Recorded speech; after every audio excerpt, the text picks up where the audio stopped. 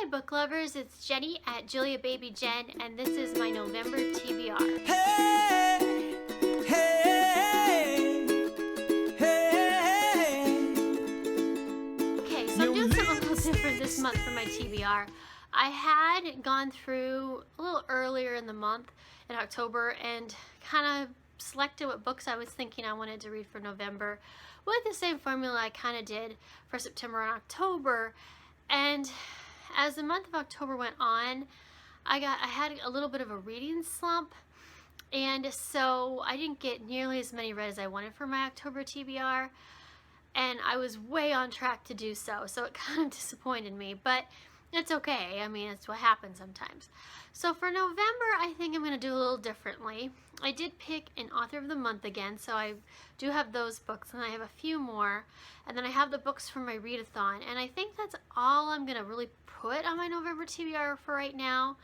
If I get through all that, I'm going to read some of the books I missed in October and some I missed in September as well, and then maybe move on to the rest of the books that I had. So if I don't get to those, I'll just put them on my December TBR. I want to get a little more caught up, and I think December for me is going to be a catch-up month where I don't really put a lot on my TBR, maybe a couple books.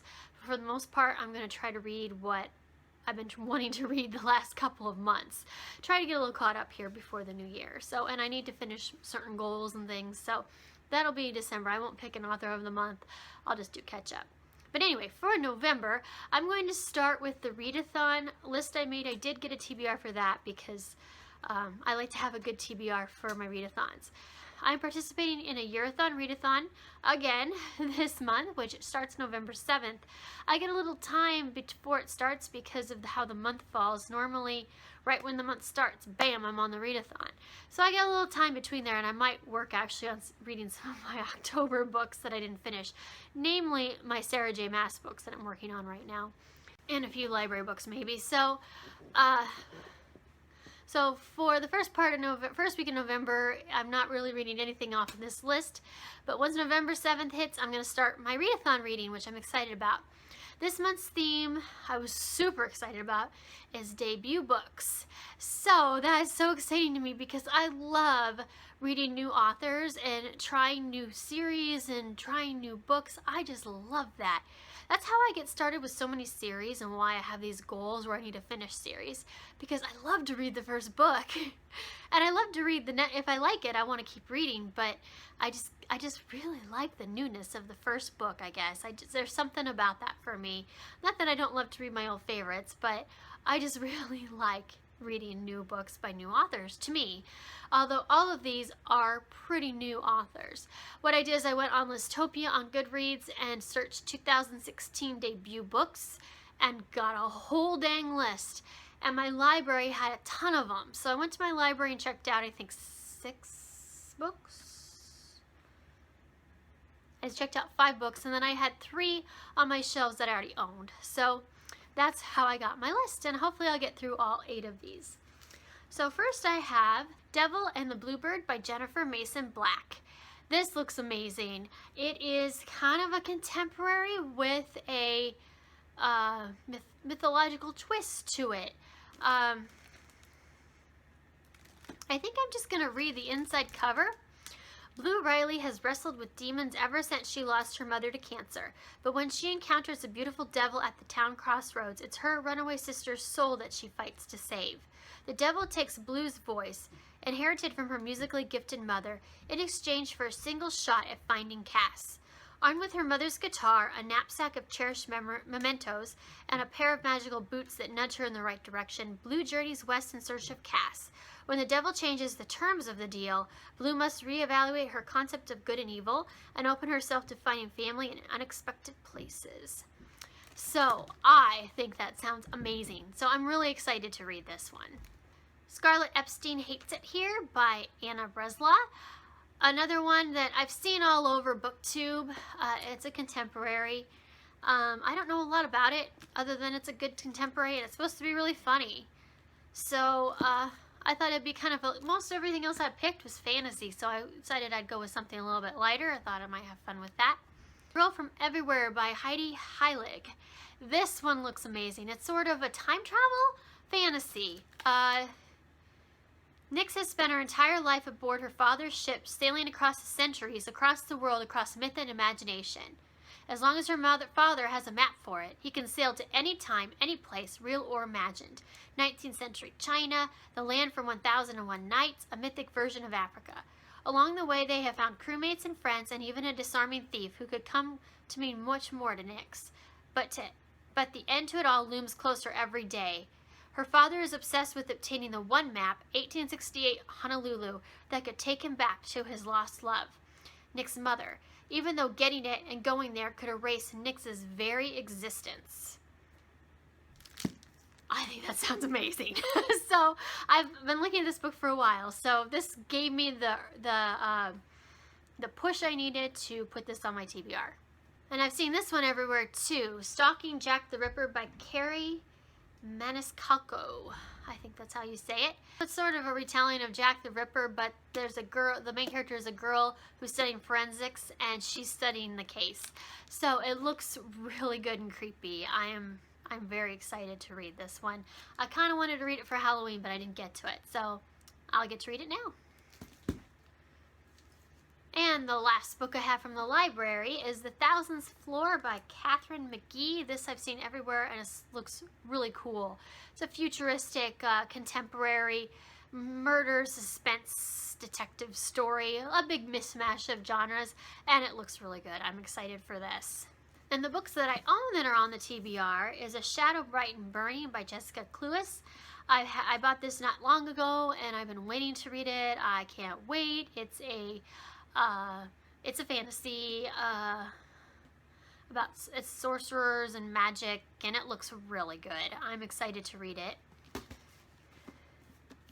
Into the Dim by Janet B. Taylor. This came out in March, and I got it right away because she is a good friend of one of my favorite authors, Risa Walker.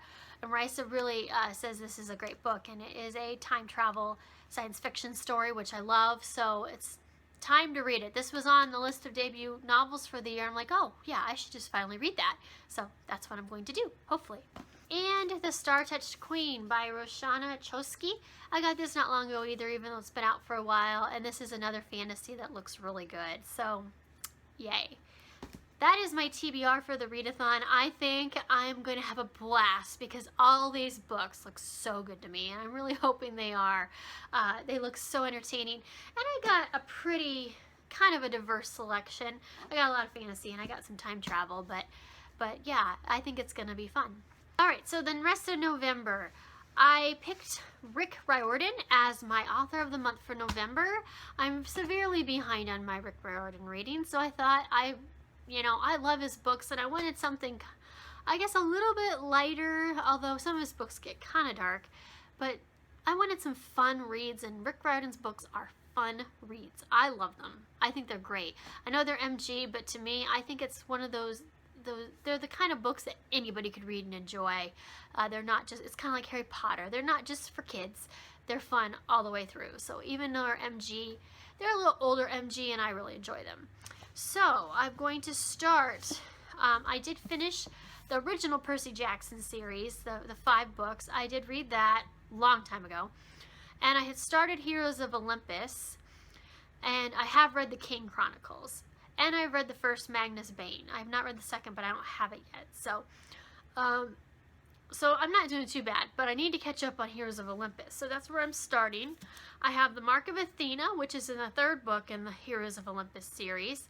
If you don't know, and I don't know how you wouldn't, you have to be living on a rock, but Rick Riordan writes contemporary, so it's modern day, but it weaves Greek mythology into it. At least these series do, Percy Jackson and the Heroes of Olympus, and his new series. King Chronicles is Egyptian mythology, same world, but kind of an alternate thing of it. And then Magnus Bane is Norwegian, Norse mythology. That's what word I was looking for. So anyway, so I'm going to start with the 3rd book, The Mark of Athena, and then move on to the 4th book, The House of Hades, and read the conclusion, the 5th book, The Blood of Olympus. So I'm excited to finally finish the Heroes of Olympus series, which I started back when they were released. I read the 1st book right when it came out, and I read the 2nd book right when it came out, and I've reread both of those a couple times to get me ready to read the rest of these, and I haven't done it yet. So I'm not going to read the first two because I think I'm pretty good on what's going on. At least I hope I am. I really don't want to add more to the pile. I was afraid if I reread them again, I never get to the rest of the series. So that's my thing there. Then I have the Demigod Diaries, which is like a companion novel to the to the Heroes of Olympus series is what it is. So it's a quick little background on just a good companion little book. So I'm going to read that. And then I'll finally be able to read The Trials of Apollo, his newest, well, I guess Magnus Chase is his newest, but his second newest book, The Hidden Oracle, book 1. So this is another Percy Jackson series, so I've been told you really want to finish Heroes of Olympus before you start this one. So once I finish all that, I can read this. So yay.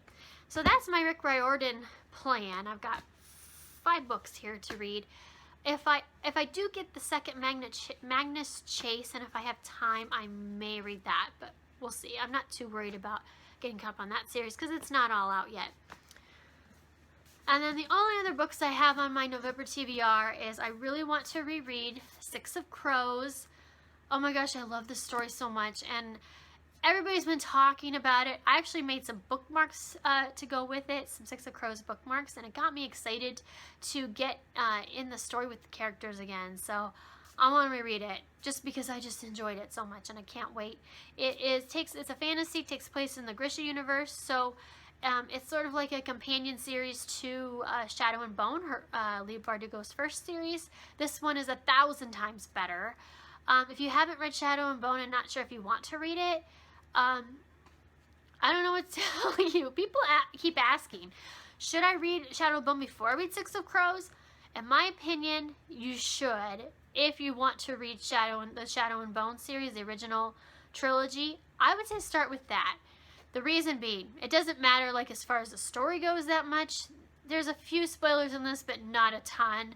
I mean, you could read this first and then read that. But the reason I say to read that first is because once you read this and try to read that, you won't be able to read that because this is 1,000 times better.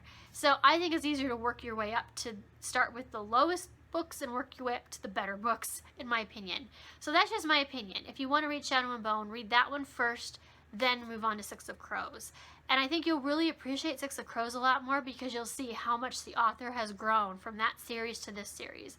It's 1,000 times better, like I said. So, okay, that's my 2 cents. So I'm going to reread Six of Crows, and then I am going to read Crooked Kingdom, which I haven't read yet, and I'm excited to read it. So it's actually a duology, so this is the end, this is the whole series right here, these 2 books, but they're huge. They're really big books, they're beautiful. So I'm excited to read the conclusion and see what happens there. I've heard amazing things about this. I have not heard a negative thing about this one or Six of Crows as of yet. So yay, I'm excited. So that's my November TBR. Other than that, if I get through all of these books, which I should without a problem, other than that, my only other goal would be to read some of the books I missed in October and maybe September. I mainly really need to get caught up on my nonfiction reads and my adult reads, and then some of the authors of the month. And again, I might use December to get even more caught up. And I do have another stack of books, probably about 7 or 8 that I have on that I originally had on the November TBR. So if I get through a lot, I might pull some books out of that too. There's some adult books in there, so that is my plan. We'll see how it goes. I feel like if I get a smaller TBR, I might be able to stick to it better, get through it all, and then I'll feel so much farther ahead than I do right now. Although I didn't do bad in October, but there we go. So leave me any comments below what you're planning to read for November, or if you have any comments on any of these books. I'd love to hear all of that. And I hope everyone has a good day, and I will talk to you later.